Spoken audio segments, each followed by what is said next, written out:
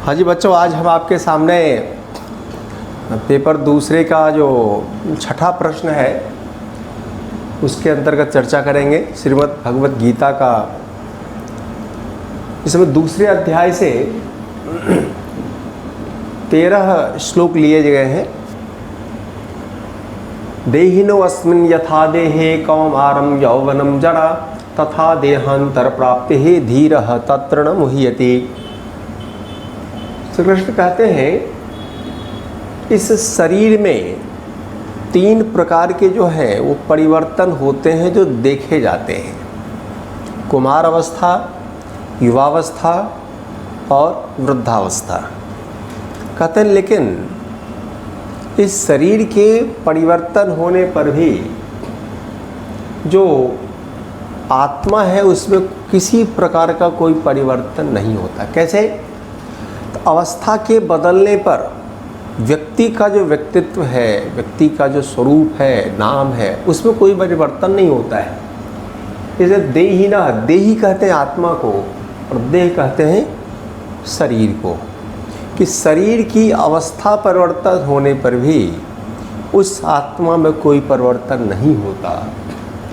इसलिए अगर ये एक उदाहरण लिया जाए तो हम कह सकते हैं कि देहांतर प्राप्ति ही, इस शरीर से दूसरे शरीर में परिवर्तन होने पर भी देहांतर प्राप्ति, जो धीर व्यक्ति है, जो ज्ञानवान है, बुद्धिमान है, जिनको इसका अंतर पता है, तत्र न मुह्यति। यहाँ तत्र का अर्थ है तस्मिन् विषये, उस विषय में, शरीर और आत्मा के विषय में या शरीर के मृत्यु के विषय में मोह नहीं करते हैं, उसमें कोई भी उनको आकर्षण नहीं होता। इसलिए तुम्हें इस दोनों के अंतर को जान करके और युद्ध करना चाहिए। आप इसमें कुछ लाइन देखेंगे, संस्कृत में लिखे हैं, मैं पढ़ देता हूँ तो आपको आसानी होगी।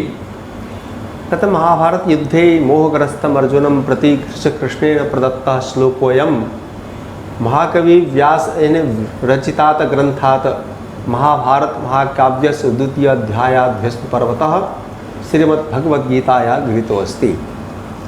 यह कहीं भी लिखेंगे जब इस प्रश्न का उत्तर लाएंगे, 13 में से कहीं भी। महाभारत युद्ध में मोहग्रस्त हो जाने पर अर्जुन को जब कृष्ण के द्वारा ये श्लोक कहा गया है, उसमें व्यास लिखते हैं, व्यास के द्वारा लिखित महाभारत महाकाव्य जो है उसमें 18 पर्व हैं, जिस 18 पर्व में से भीष्म पर्व से यह लिया गया है। और श्री महाभारत महाकाव्य के जो गीता पार्ट है वो भीष्म पर्व का पार्ट है और गीता के भी द्वितीय अध्याय से ये श्लोक उद्धृत है। महाभारत के विभाजन का नाम है पर्व, वो पर्वों में विभाजित है, इसलिए यहाँ भी अध्याय में विभाजित किया गया है। कहते युद्ध क्षेत्रे यदा अर्जुन मोहग्रस्तं भूत्वा धर्षं त्यक्त्वा पलायनं कर्तुं वाञ्छति ततः श्रीकृष्ण विविध रूपेण तं मोह मार्गदर्शनं करोति। कि जब अर्जुन मोहग्रस्त होकर के, मूर्छित होकर के, मोह का मतलब होता है जब अपने और पराये में आकर्षित हो जाना, किसी वस्तु के प्रति बहुत आकर्षित हो जाना, तो वह धनुष छोड़ करके युद्ध से भागना चाहता है और कहता है कि अब युद्ध नहीं करेंगे।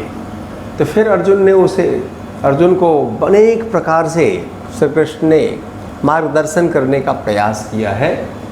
कहते हैं यस्मिन् क्रमे श्री कृष्ण वदति यत् देहे अस्मिन् त्रीणि प्रकाराणि परिवर्तनानि भवन्ति। इस शरीर में 3 प्रकार के परिवर्तन होते हैं, कौमारम यौवनम जरा च, कुमारावस्था, युवावस्था और जरावस्था, जो मैंने पहले कही आपसे। परम आत्मनि एतासु अवस्थासु परिवर्तमानासु किमपि परिवर्तनम न भवति। आत्मा में इन अवस्थाओं के परिवर्तन होने पर कोई प्रभाव नहीं पड़ता, कोई परिवर्तन नहीं होता है। परम यो आत्मा शरीरम धारयति सह परिवर्तिते शरीरे अपि कथमपि न परिवर्तयति। जो शरीर धारण कर लेता है आत्मा, वो आत्मा पर शरीर का कोई प्रभाव नहीं पड़ता। शरीर के बदल जाने पर, इसकी मृत्यु हो जाने पर भी उस पर किसी प्रकार का कोई प्रभाव नहीं पड़ता, वो यथावत बाहर रहता है। यथा परिवर्तिते शरीरे कोपि जनः न मुह्यति। अब गौर करोगे क्या कहना चाहते हैं। कोई बालक जवान होता है, कोई जवान और जवान होता है, कोई वृद्ध होता है, तो उसके शरीर की अवस्था परिवर्तन करने पर कोई व्यक्ति दुखी नहीं होता, कोई व्यक्ति उसे मूर्छित नहीं होता, कोई रोने नहीं लगता कि आखिर ये बदल क्यों गया है। अपितु चिंता रहितम भवति तथैव आत्मा अपि शरीरस्य परिवर्तनं कृत्वा अन्ये शरीरे संयाति।